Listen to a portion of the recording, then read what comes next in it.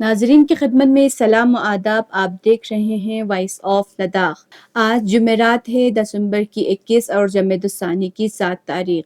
7:30 بجے کے بلیٹن کے ساتھ میں سعیدہ بانو حاضر خدمت ہوں.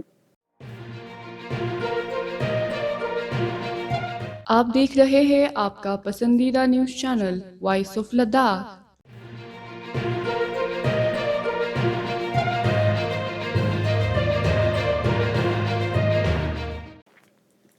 سرکاری افسران اور اہلکاران کی ایک ٹیم نے زانسکار سب ڈویژن میں حالیہ زلزلے سے متاثر علاقوں کا معائنہ کیا، جس دوران کرشا وہارے میں یہ دیکھا گیا کہ وہارے کے لکھنؤ میں حالیہ زلزلے کے بعد کچھ دراریں پڑ گئی ہیں.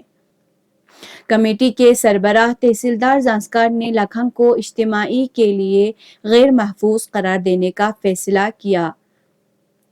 انہوں نے وہارے کے راہبوں سے درخواست کی کہ وہ وہارے میں داخلے پر پابندی لگائیں.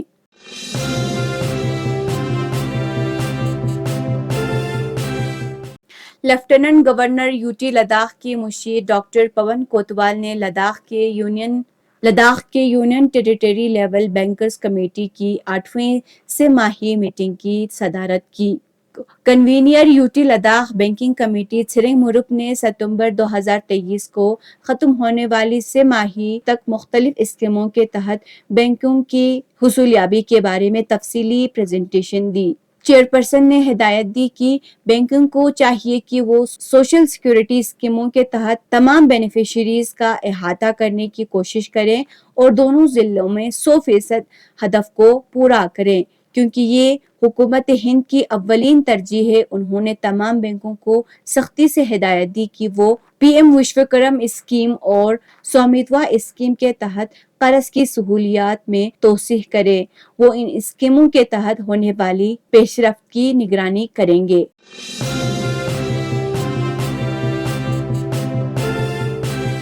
لیہ میں وائبرنٹ ولیج پروگرام کے تحت کی گئی سخت سردیوں کے مہینوں میں چھوٹے جانوروں کے نقصان کو کم کرنے کے لیے شپ ہسبینڈری لیہ نے نیمو سب ڈویژن کے مختلف علاقوں میں 448 پین کٹ نصب کیے. وائبرنٹ ولیج پروگرام کا مقصد علاقے میں مویشیوں کے پالنے والوں کے لیے خاص طور پر سردیوں کے مشکل موسم میں ایک پائیدار ماحول پیدا کرنا ہے.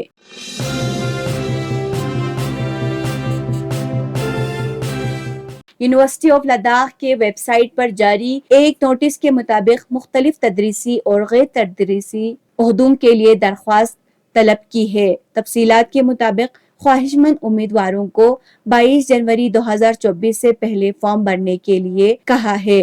مزید تفصیلات کے لیے یونیورسٹی آف لداخ کے ویب سائٹ پر وزٹ کریں.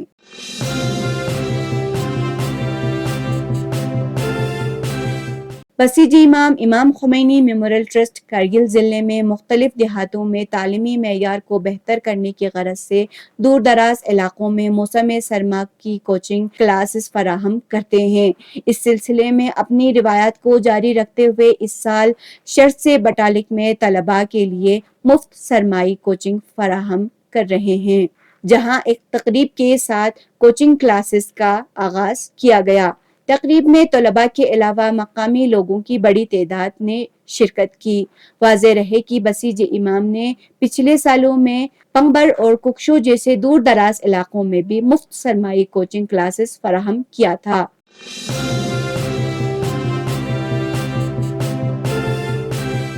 لداخ میں گزشتہ 24 گھنٹوں کے دوران درجہ حرارت میں گراوٹ کے ساتھ کارگل میں درجہ حرارت -9.4 ڈگری سینٹی گریڈ درج کیا گیا. اسی طرح لیہ ضلع میں درجہ حرارت -11.9 ڈگری سینٹی گریڈ اور دراس میں درجہ حرارت -11.9 ڈگری سینٹی گریڈ ریکارڈ کیا گیا.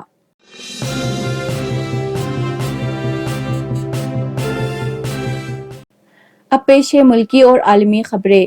3 ضابطہ فوجدار بل بھارتیہ نیا سنہتا 2023، بھارتیہ شہری تحفظ سنہتا 2023 اور بھارتیہ ساکشیہ بل 2023 بدھ کو لوک سبھا سے منظور ہوئی.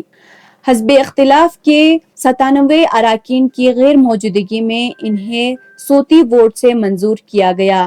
جنہیں 13 دسمبر کو پارلیمنٹ کی سیکیورٹی کے خلاف ورزی کے واقعے کے خلاف احتجاج کرنے پر ایوان سے معطل کر دیا گیا تھا۔ مرکزی وزیر داخلہ امت شاہ نے ان بلوں کی وضاحت کرتے ہوئے کہا کہ نئے بلوں میں ہندوستانیت، ہندوستانی آئین اور لوگوں کی بھلائی پر زور دیا گیا ہے اور نئے فوجداری قوانین سزا کی بجائے انصاف پر توجہ مرکوز کرتے ہیں۔ تاہم اپوزیشن نے ان بلوں کی منظوری پر اعتراض کیا ہے اور کہا ہے کہ اپوزیشن کے ارکان کو غیر معمولی پیمانے پر معطل کرنا حکومت کی سازش ہے۔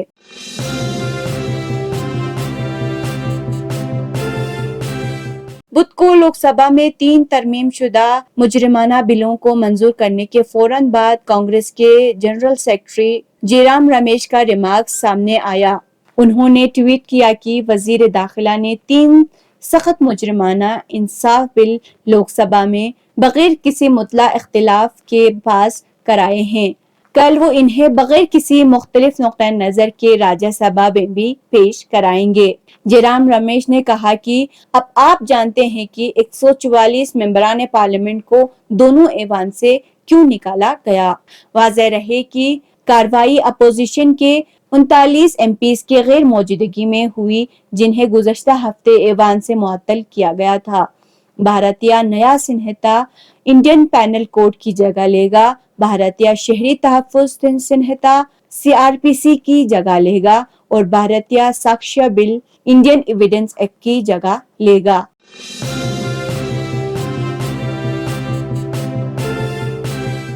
سلامتی کونسل میں غزہ میں فوری جنگ بندی کی قرارداد منگل کو بھی زیر بحث رہی مگر ووٹنگ بدھ تک کے لیے ٹل گئی۔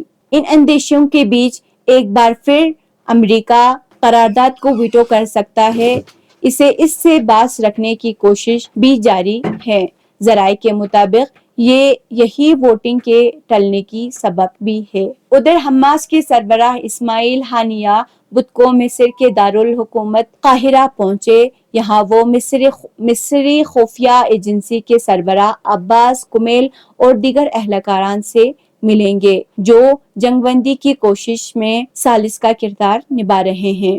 اسرائیلی حکام نے امریکہ اور قطر سے بات چیت میں اس بات کا اشارہ دیا ہے کہ تل ابیب ایک بار پھر جنگ بندی یا جنگ میں وقفہ کے لیے تیار ہو سکتا ہے۔ غزہ پر اسرائیلی حملوں کی شروعات کو بدھ کو 75 دن مکمل ہو گئے۔ اس دوران جنگ میں ایک ہفتے کے وقفے کے علاوہ تل ابیب بلا رکے ہر روز فلسطینیوں کا قتل عام کر رہا ہے۔ رپورٹ کے مطابق حماس نے جنگ بندی کے لیے جو شرائط پیش کی ہے ان میں قیدیوں کی تبادلے کے بدلے میں جنگ اور حملوں کو فوری طور پر روکنا، غزہ کا محاصرہ ختم کرنا، امداد ٹرکوں کے لیے راہ دینا، غزہ سے اسرائیلی فوجوں کی مکمل واپسی اور بے گھر فلسطینیوں کو غزہ میں واپسی شامل ہے۔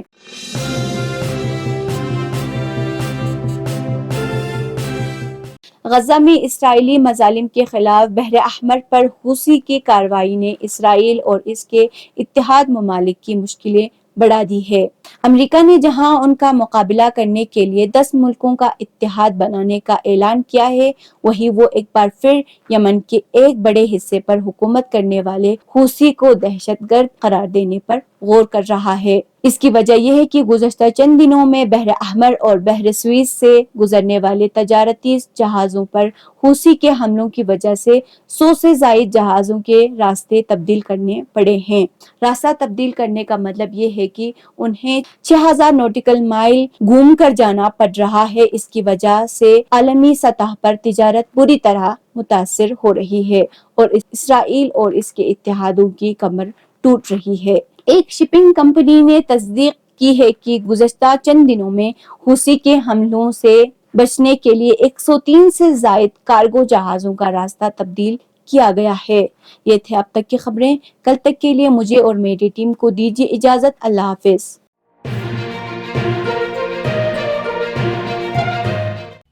مقامی، قومی اور بین الاقوامی خبروں سے باخبر رہنے کے لیے چینل کو لائک، شیئر اور سبسکرائب کریں، ساتھ ہی بیل آئیکن دبانا نہ بھولیں۔